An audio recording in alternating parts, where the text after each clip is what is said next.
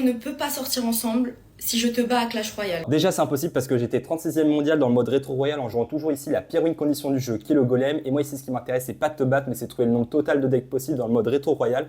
Et pour faire ça, ce qui va être très important à savoir, c'est déjà le nombre total de cartes ici dans ce mode de jeu qui est seulement de 80 et non de 118 comme actuellement. De plus, il n'y a pas d'évolution ni de trou de tour. Bref, c'était mieux avant. Et ensuite, ce qui est aussi très important à savoir, c'est qu'il n'y a pas d'ordre. Ici, dans les decks, l'ordre des cartes n'a pas d'importance. Et de plus, il n'y a pas de remise, c'est-à-dire qu'on ne peut pas jouer plusieurs fois la même carte dans un deck. Et ça paraît logique. Et ici, on a un petit exemple avec ce deck là, on a une seule fois le méga chevalier, c'est déjà amplement suffisant.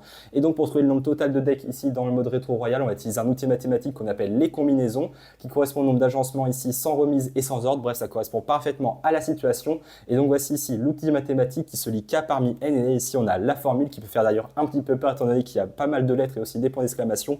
Mais l'objectif c'est de savoir appliquer cette formule. Et N ça va correspondre au nombre total d'éléments, c'est-à-dire ici les 80 cartes, tandis que K ça va correspondre au nombre d'éléments par groupe, c'est-à-dire les 8 cartes parmi les decks à chaque fois.